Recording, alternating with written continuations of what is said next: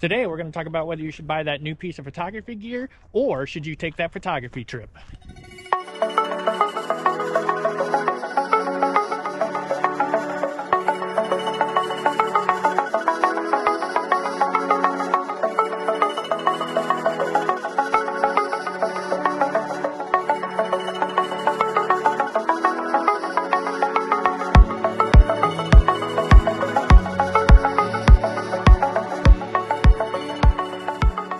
I've talked before on how easy it is to get caught up with gear and wanting that new camera body for the more megapixels or wanting this lens or that lens or anything like that.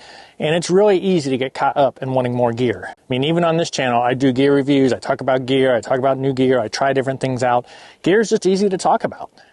It's easy to fall into the trap of saying this new X will improve my photography. And why is that? Because really, it's a lot easier to go buy new gear, hoping it'll improve your photography, than it is to go out and actually practice your photography and make it better. That new gear is just seen as, oh, that's what's holding me back. If I get it, everything will be better. Then you go out and buy that new gear, and sure, it's fun for a little bit, but a lot of times there's a little bit of buyer's remorse, and your photography doesn't really improve that much better. Yes, you have either a nicer camera or a nicer lens or something like that, but are your compositions and your editing really improving? Not really. And yes, you do need a camera body and a lens to get started, but really that's enough to get you going. Practicing with the gear you have will improve your photography. It'll teach you more about the camera settings, the technical, how to use your aperture, shutter speed, ISO, and in the histogram, how to get it to all come together. You can do all of that on an entry-level camera. You can use that beginner camera to get started and practice your compositions. You can get better at looking at a scene, composing it well. You don't need the fanciest high-end camera to do that. You've got the basics to keep going. Again, people tend to buy that gear because it's easier to say it'll make my photography better than it is to practicing on the equipment that you have, which will actually cause you to improve your photography. So once you have those camera basics, take a moment and really think about it. Is it going to be new gear that improves your photography? Or is it going to be something like taking a photography trip that's going to improve your photography? So a landscape photography trip will do a few things to help improve your photography. The first of which, it gets you out there photographing. Sort of puts you out there, you get to go to a different place, and you get to go practice your photography while you're out there. So any time spent out photographing is going to do more to improve your skill than the purchase of some piece of equipment, whether it be a camera body, a lens, or a filter, or anything like that. And if you travel a little bit for your photography trip, that can actually really help break you out of a creative rut. If you're feeling stuck or feeling like you're always photographing the same thing, doing a little bit of travel, even just 2 to 3 hours away from your normal spots, can really give you an opportunity to see different things, get new compositions, and break out of any kind of rut that you may have. And those different locations will help you adapt to different conditions. Maybe you're used to photographing in the woodlands, like I'm out here today, and you go to the seashore and you're photographing seascapes.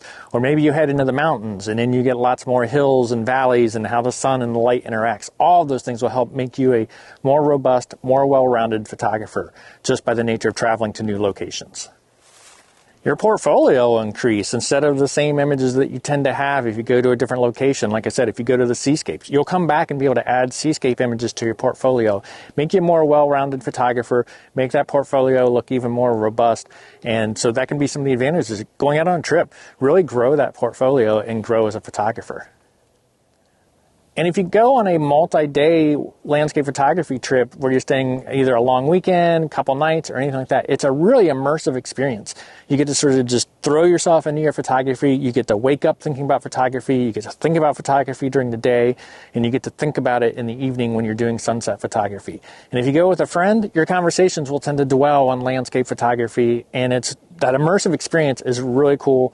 Again, it's a really nice refresh, and it's something to be said to be able to go out and just sort of focus on it, sort of leave the day-to-day behind, where you're not thinking about work, not thinking about your job, you're not thinking about school.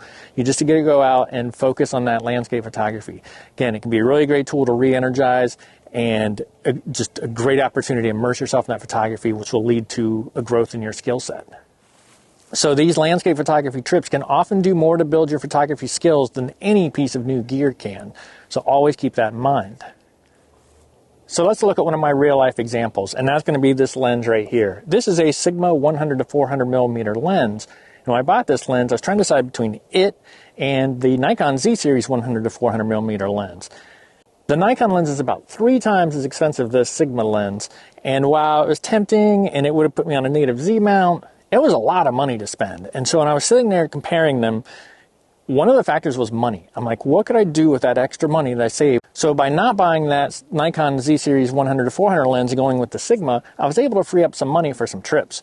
So I was able to go to West Virginia a couple months ago, actually made 2 trips to West Virginia, and that was an amazing experience for many of the reasons I listed before. It was an immersive photography experience. I got to see terrain I hadn't seen before, got to see a whole variety of terrain, and I'm able to add some images to my portfolio that I wouldn't have otherwise had. So that was a case where I chose to save a little bit of money on the gear, take the money that I saved and put it towards a photography trip, and still grow my photography skills as well as my portfolio. And I don't regret that decision at all. So next time you're thinking about new photography gear, really think about the opportunity cost. What are you going to be giving up? Is buying that new gear going to keep you from being able to travel somewhere? I've sort of talked about why I think photography travel will actually improve your skill set more, help you grow your portfolio. Be sure to think about the next time you're looking online and scoping out that gear. Just give it a thought, think about it, and see if you could use those funds to do something that might improve your photography even more. In my opinion, a photography trip is well worth it and will do so much more to advance your photography skill set than simply buying a new camera or buying a new lens. So think about that and decide if you're going to buy the new gear or take that money and put it towards a photography trip. So if you liked today's video, be sure to hit that like button. And if you want to see future landscape photography content from me, including tips, tricks, behind the scenes, mini gear reviews, be sure to hit that subscribe button. And thank you for watching.